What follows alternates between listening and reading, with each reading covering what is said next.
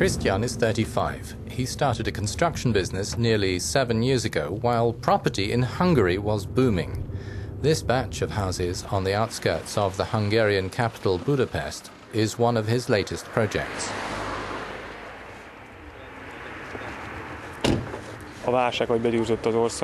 Since the crisis, our sales have fallen practically to zero. But for the past week and a half, when it was known Hungary will be getting help from the International Monetary Fund, the trend has reversed completely. People want to buy, and they want to pay in cash.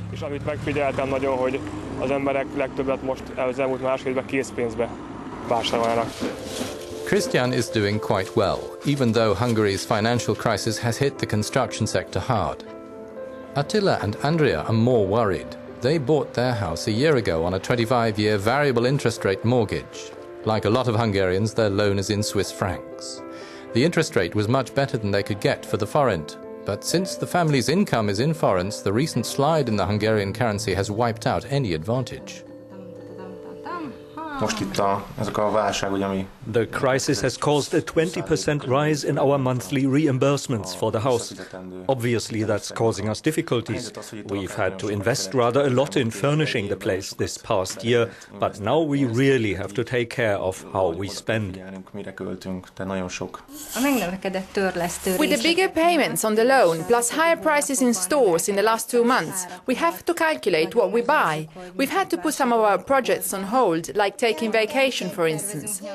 We also wanted a second child, but now it's pretty sure we're going to wait another 3 to 4 years for that. Andrea is on maternity leave, and she doesn't know if her job in the public sector will still exist next year, given the austerity measures the government has announced.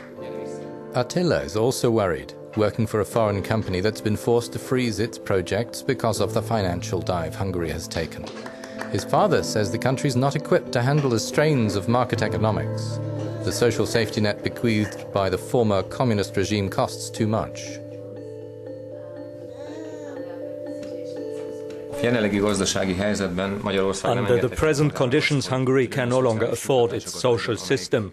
Such as it is, none of the countries in Western Europe have one like it. For example, pensioners are paid a bonus extra month in the year. Mothers are paid to stay at home with their children for 2 years. We don't have the financial means with the debts Hungary has. The global financial crisis has driven Hungary to freeze public sector salaries and suspend annual bonuses. This was part of the requirements to qualify for the 25 billion euros in help put up by the IMF, EU, European Central Bank and World Bank. Hungary is the first country in the European Union to apply for this kind of aid. This is in a country for a long time thought of as one of the strongest performing member states. In this former Hungarian central bank governor's opinion, Europe should have seen the shock coming. We joined the EU May 2004 with a pretty high deficit, and the government received signals that it's too high. But the EU gave the Hungarian government 2 more years to go on and build further deficits. So the European screening mechanism turned out to be pretty soft, giving too much time to the Hungarian government to keep on spending the taxpayers' money, and now we are paying the price. The national public deficit in Hungary is one of the highest in the EU, but international aid now should let the country replenish its foreign currency reserves and pay off some of its external debt. The banking sector has to solve its liquidity problems. More than 80% of Hungary's banks are foreign-owned, notably German and Austrian. The loans to Hungary, therefore, are meant to prevent a domino effect. The mother banks are worried and are suspending their expansion plans in Hungary, this analyst with one Austrian bank in Budapest admits. There are many banks who built up their business strategies over the past years to expand in Central and Eastern Europe. And this expansion was possible because of the huge loan book increase. This is the factor what we cannot expect to continue over next year. And all these banks, Austrian banks, German banks, Italian banks and Scandinavian banks, especially in the Baltic states, will face very difficult times. The credit crisis is also painful for Hungarian companies. Leos Csiki-Bege is one of the country's biggest car dealers. The company has just laid off around 15 employees. In this sector, about a quarter of the companies are expected to go bankrupt soon. This entrepreneur says the massive aid package won't help the real economy. He says taxes are strangling it, and the parallel economy and currency speculation are undermining it.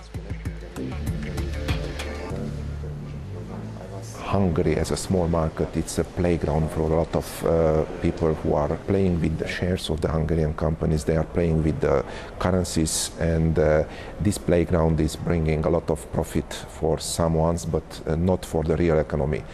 To cut off these risks, I should prefer to pay our bills in euro, to have our incomes in euro, and to pay also our banking costs in euro.